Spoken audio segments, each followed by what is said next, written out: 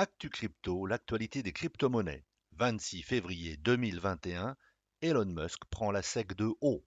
Actu Crypto vous présente les toutes dernières actualités des cryptos avec une date de fraîcheur ne dépassant pas les 24 heures pour y voir plus clair dans un monde des cryptos en constante évolution. Ces quelques minutes à m'écouter vous feront gagner un temps précieux tant il est difficile de s'y retrouver dans le flux d'informations auquel vous êtes soumis tous les jours. Vous ne manquerez aucune nouvelle capitale. Pour vous, je fais le tour de l'actualité internationale de l'univers des cryptos. Au sommaire aujourd'hui, Elon Musk insensible à la possibilité que la SEC enquête sur ses tweets Dogecoin. Grayscale prend en compte 23 crypto-monnaies pour les nouveaux produits d'investissement qu'il va proposer. MicroStrategy possède 4,5 milliards de dollars de Bitcoin, mais il en veut encore plus. La Chine teste des transactions monétaires numériques transfrontalières. La plus grande bourse des cryptos des États-Unis, Coinbase, dépose ses documents d'introduction en bourse. Cryptoart en vente chez Christie's atteint 1 million de dollars en 10 minutes. Notre premier sujet nous est fourni par Cointelegraph, un grand blog de crypto américain, et concerne Elon Musk, voilà qui regarde de façon très sereine la possibilité que la SEC fasse une enquête sur ses tweets Dogecoin. En effet, le PDG de Tesla, qui est manifestement les chiens et les mêmes, le chien parce que le Dogecoin a été créé à partir, son nom a été créé à partir d'une race de chiens, le Doge, voilà le Dogecoin, voilà, il aime beaucoup, et par contre, ça inquiète la SEC. Donc, par contre, il semble avoir une attitude, si on voit ce dessin, très relaxe par rapport à ces enquêtes en cours. Enfin, ce sont des rumeurs sur une éventuelle enquête de la Security and Exchange Commission des États-Unis sur l'impact présumé du PDG de Tesla sur les mouvements des prix du Dogecoin. Voilà. Alors, ces rumeurs ont circulé sur les réseaux sociaux qui ont réagi en faveur souvent d'Elon Musk, par exemple l'official Popov Muskanity que vous voyez là, qui je crois est le frère de Elon Musk, donc a publié ce portrait d'Elon Musk tranquille devant une fusée de sa société SpaceX qui attend imperturbablement les suites de cette affaire. Voilà. Sans parler des affrontements précédents de Musk avec la SEC dont je vous parlerai plus tôt, le PDG semble être plutôt imperturbable et serein par rapport à de potentielles retombées juridiques qui seraient déclenchées par la SEC pour son penchant pour la crypto-monnaie même. Voilà l'amour déclaré de Musk pour les chiens et les mêmes, l'a incité à publier souvent des tweets à plusieurs reprises, dont celui-là, amusant, voilà, où on voit le chien, le Dogecoin, symbole de ce token, voilà sur la Lune, donc apparemment, il voudrait l'envoyer to the moon, comme on dit dans le domaine des cryptos, c'est-à-dire lui faire atteindre un niveau élevé. Bon, il a toujours publiquement crié son amour pour cette crypto-monnaie, mais il est aussi impliqué dans le Bitcoin en ce qui concerne ses stratégies personnelles d'investissement pour ses entreprises. Cela n'a pas empêché le tweet du PDG, même ironique, de donner du grain à moudre à de nombreuses personnes et d'influencer la volatilité du marché des tokens, aussi bien du Dogecoin que du Bitcoin. Mais le Bitcoin reste quand même son investissement principal, où il a investi 1,5 milliard de dollars. Voilà. Bon, il a eu effectivement un impact sur le mouvement de ces monnaies, on ne peut pas le nier, étant donné son influence sur les réseaux sociaux. Il faut quand même qu'il se méfie, même s'il garde une attitude assez imperturbable, parce qu'une enquête de la SEC ce n'est pas rien, Security Exchange Commission, donc qui surveille les monnaies. Il avait déjà eu des ennuis en 2018 avec la SEC. Voilà, bon, les précédentes batailles de Musk contre la SEC avaient eu une influence parce que ça avait entraîné sa destitution comme président du conseil d'administration de Tesla et il avait dû payer de grosses sanctions financières. Mais bon, il semble peu probable qu'il abandonne pour cela ses tweets ravageurs sur Twitter. Eh bien, notre deuxième sujet va concerner MicroStrategy, un article paru dans Decrypt, qui est aussi un blog assez important dans le domaine des cryptos, qui nous apprend que MicroStrategy, qui est une grosse entreprise de logiciels informatiques aux États-Unis, qui investit beaucoup dans le Bitcoin, a déjà 4,5 milliards de dollars en Bitcoin, mais cette société en voudrait plus. MicroStrategy prévoit de continuer à lever des capitaux supplémentaires et à utiliser l'excédent de trésorerie pour acheter encore plus de Bitcoin, a déclaré son PDG, Michael Saylor. Voilà les Bitcoins, regardez tout ça comme c'est beau. Alors la semaine dernière, la société a dépensé 1 milliard de dollars supplémentaires en Bitcoin et qui a porté ses avoirs en Bitcoin à plus de 4,5 milliards de dollars. Mais le PDG ne prévoit pas de s'arrêter en si bon chemin. Voilà ce qu'il déclare. Je le cite, nous continuons à poursuivre notre stratégie d'acquisition avec des liquidités excédentaires, voilà, de Bitcoin, et nous pouvons de temps à autre, sous réserve des conditions de marché, émettre des titres dans le cadre d'opérations de mobilisation de capitaux pour utiliser le produit, voilà, pour acheter des bitcoins supplémentaires. Donc voilà, il veut continuer et c'est une bonne chose pour le monde des cryptos, pour la crédibilité du monde des cryptos que de grosses entreprises comme MicroStrategy s'impliquent et achètent des bitcoins. Hein, voilà. Donc il a commencé à explorer Bitcoin en tant qu'investissement l'été dernier simplement, lorsque la société a acheté pour 425 millions de dollars de Bitcoin. Et à la fin de l'année, ben, ses investissements en Bitcoin dépassaient 1,125 milliard de dollars. Et ce qui fait qu'au 21 décembre 2020, la société détenait un total d'environ 70 470 bitcoins. Et comme vous voyez sur cette déclaration, ici, au milieu de l'écran, Michael Saylor, PDG de MicroStrategy, explique pourquoi il a choisi le bitcoin plutôt que l'or. Dans l'environnement actuel d'inflation monétaire, le bitcoin est une solution logique au problème de la réserve de valeur, plus que l'or apparemment pour lui. Grâce à ses achats massifs de Bitcoin, il a sans doute aidé à ouvrir la voie des investissements institutionnels dans la cryptographie. De grandes entreprises traditionnelles ont suivi le pas et d'autres le feront. Alors on a aussi l'exemple du géant de la voiture électrique, Tesla, dont on vient de parler, qui aurait donc investi ses 1,5 milliard de dollars sous l'influence de PDG de MicroStrategy. Alors vous voyez le tweet ici qu'il s'était échangé. Are such large transactions even possible? Est-ce qu'on peut faire des transactions très importantes? Et Michael Saylor lui avait répondu, bah oui, moi j'ai acheté 1,3 trilliard hein, en Bitcoin dans les mois passés. Voilà, et je suis ravi de partager mes stratégies avec toi. Et enfin, Daniel Pinto, président de la banque d'investissement multinationale JP Morgan, qui est une grande banque, a aussi montré son intérêt récemment pour les cryptos. Voilà, et il a confirmé que si le Bitcoin et d'autres monnaies se généralisaient, eh bien, la banque se ferait un plaisir d'investir dans les cryptos. Notre troisième titre ce soir concerne le gestionnaire d'actifs numériques Grayscale, qui prend en considération 23 crypto-monnaies pour ses nouveaux produits d'investissement. Alors c'est important parce que Grayscale Investments est une grosse entreprise américaine d'investissement et de conseil en investissement qui a un gros portefeuille de gros clients et qui envisage de rajouter 23 crypto-monnaies à celles qu'il possède déjà. Alors selon son PDG Michael Sonnenschein, les devises en question représentent des opportunités audacieuses, intéressantes et innovantes qui satisfont la demande de leurs investisseurs.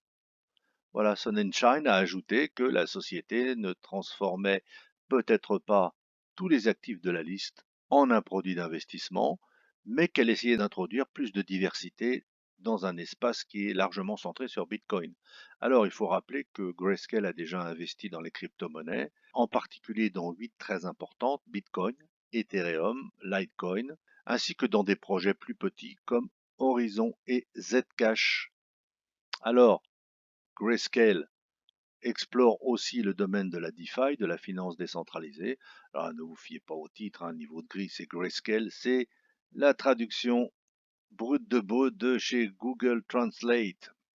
Alors, les projets les plus connus sur lesquels il veut investir sont les projets de la blockchain Cardano, de Polkadot, EOS et des tokens DeFi qui incluent la plateforme de prêt AAV, la plateforme d'actifs Synthetix, le fournisseur de CoinStable, de stablecoins MakerDAO et la plateforme effectivement de Yon Farming, Yon Finance.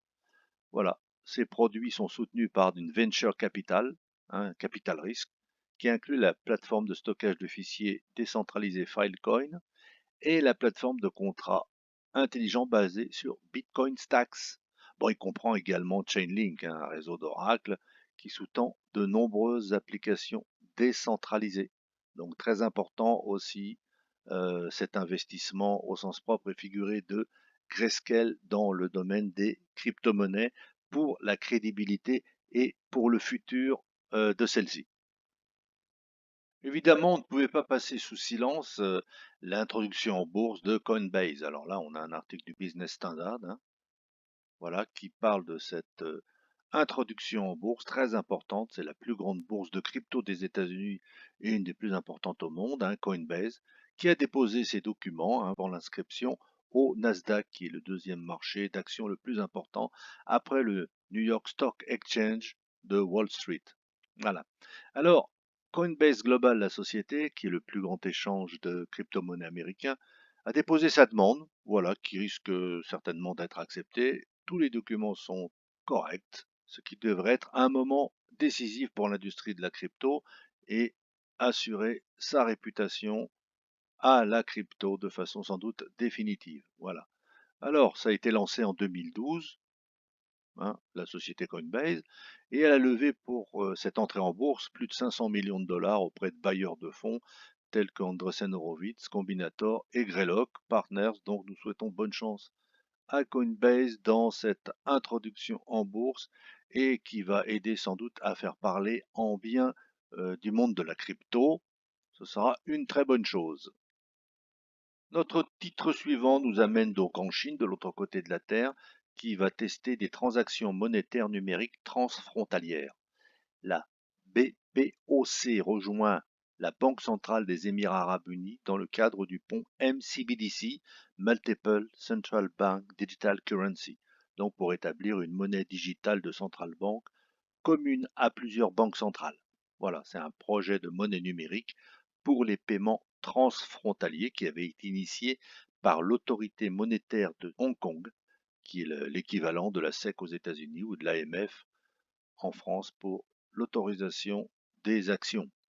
Alors, voilà un yuan, donc un billet de 100 yuan, regardez-le bien car il va bientôt disparaître, la Chine passant au i-yuan, et est déjà passé au i-yuan. Voilà. Donc la Banque populaire de Chine, PBOC, a rejoint un projet de paiement transfrontalier en monnaie numérique avec plusieurs autres banques centrales. Bon, ce qui est une étape importante pour la banque chinoise pour renforcer justement la portée du yuan numérique.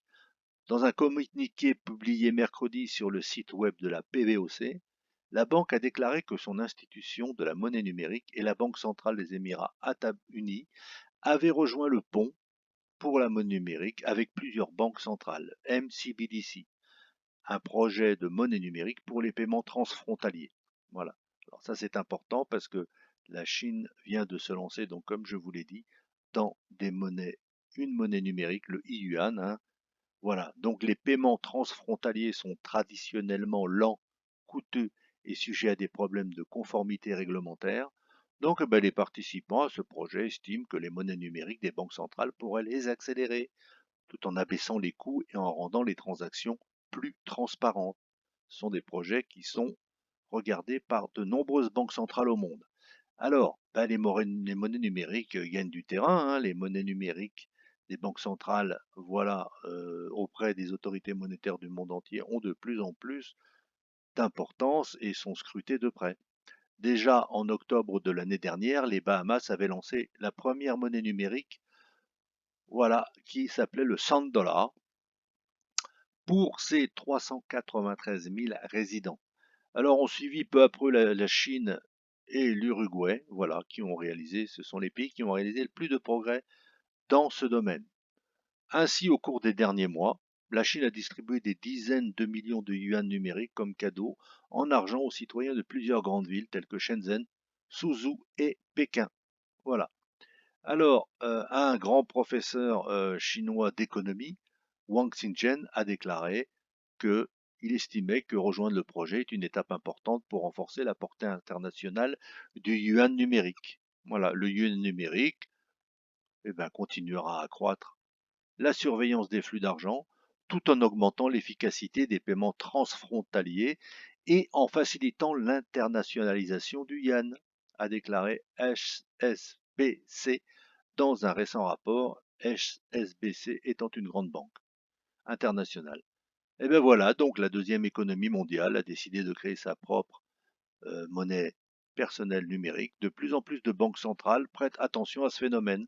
Ainsi, si vous en avez peut-être entendu parler, à la fin de l'année dernière, la Banque centrale européenne avait décidé de lancer une enquête ouverte à ses citoyens en les interrogeant sur leur avis sur une monnaie digitale qui s'appellerait l'euro numérique. Plus de 8000 citoyens de l'Union européenne y avaient participé. Je ne sais pas si vous avez été interrogé, mais moi, on ne m'a rien demandé. Mais enfin, on va attendre un petit peu ce projet parce que pour l'instant, c'est un projet et on en reparlera d'ici quelques temps, le temps qu'il le fasse. Les crypto-monnaies actuelles ont de beaux jours devant elles encore. Eh bien, nous allons finir cette rubrique sur une note légère avec de l'art crypto, crypto art, voilà, qui était en vente chez Christie's, qui atteint 1 million de dollars en 10 minutes. Voilà, c'était des enchères qui étaient ouvertes dans cette prestigieuse entreprise de vente aux enchères, Christie's, hein, qui a son siège à Londres, voilà, qui est la plus prestigieuse et la plus ancienne, hein, des entreprises de vente aux enchères, voilà, cette œuvre a atteint 1 million de dollars en quelques minutes. Alors voilà, je vous la montre, hein, voilà. Donc, eh ben, on peut reconnaître, je pense, Michael Jackson, Donald Trump, Mickey, le personnage de Toy Story dont le nom m'échappe, et je pense que c'est le président de Corée du Nord dont le nom m'échappe aussi. Voilà, vous avez une œuvre donc qui se négocie à 1 million de dollars. Voilà, une collection d'œuvres d'art NFT de l'artiste numérique Beeple a été mise aux enchères chez Christie's. Voilà, les enchères ont atteint 1 million de dollars dans les 10 minutes, comme je viens de vous le dire. Mais la vente est encore en cours, donc si vous avez un peu d'argent, vous pouvez mettre aussi une enchère. Alors, les enchères sur la collection d'œuvres NFT de l'artiste numérique Popular Beeple, voilà, sont de plus en plus vendues sur le net. En fait, les œuvres d'art sont vendues à la maison de vente aux enchères Christie's, mais c'est pour la première fois pour une œuvre numérique. Jusqu'à présent, il y avait eu 110 soumissions, donc pour le prix actuel, toujours de 1,1 million de dollars, et vous avez encore 14 jours pour mettre votre enchère. Alors, Christie's adopte également les actifs numériques comme mode de paiement, hein, pour cette vente aux enchères. Christie's accepte les offres en Ethereum, donc si vous en avez, vous pouvez faire votre offre en Ethereum. Bon, les frais seront à régler quand même en monnaie fiduciaire, euros, dollars, yen, yuan, comme vous voulez. La collection numérique d'art s'appelle Tous les jours. Voilà les 500 premiers jours, donc qui décrit l'œuvre de l'artiste Beeple sur les 13 dernières années. Bon, cette collection contient 10 œuvres d'art, chacune avec un mélange créatif différent. Alors voilà un autre exemple de l'art de Beeple, que je ne connaissais pas personnellement.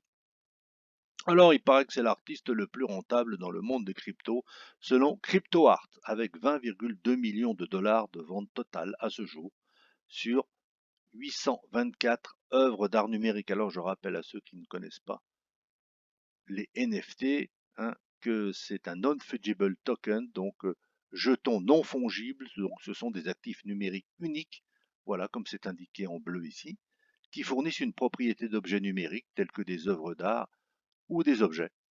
Voilà, pour le jeu par exemple. Voilà. Ils sont généralement sur la blockchain Ethereum. On en trouve aussi sur d'autres blockchains comme Flow, mais il y en a moins. Voilà. Alors, il s'agit du premier NFT qui a été proposé, du premier NFT purement numérique, vendu chez Christie's. Voilà, hein. Donc, en octobre dernier, il y avait déjà eu une vente, mais c'était à la fois une œuvre d'art elle-même, donc qui représentait le créateur du Bitcoin, Satoshi Nakamoto, qui était composé de grandes toiles avec des bitcoins tout autour, je suppose, je ne l'ai pas vu. Donc elle était vendue avec un NFT. Bon, la paire s'était vendue 130 000 dollars, hein, ce qui est déjà pas mal, mais là on en est quand même à 1,1 million de dollars, hein, pour la dernière enchère. À l'époque, c'était un prix record pour un NFT. Eh bien, depuis, le marché a explosé. En février 2021, il a été révélé que plus de 80 millions de dollars d'art cryptographique avait été vendu. Donc, c'est une tendance qui est en constante augmentation dans le domaine des cryptos les NFT et l'art va bientôt débarquer aussi, a commencé déjà à débarquer dans le monde des cryptos. Voilà, c'est notre dernière rubrique pour aujourd'hui. N'oubliez pas non plus le petit pouce si vous avez aimé cette vidéo. Mettez vos commentaires en dessous, hein, ils seront les bienvenus pour aider à améliorer cette nouvelle rubrique. Voilà, mettez vos commentaires, vos suggestions, les sujets dont vous voudriez que nous parlions. Et moi, bah voilà, je vous dis donc à la prochaine fois. Nous nous revoyons dans 2 jours.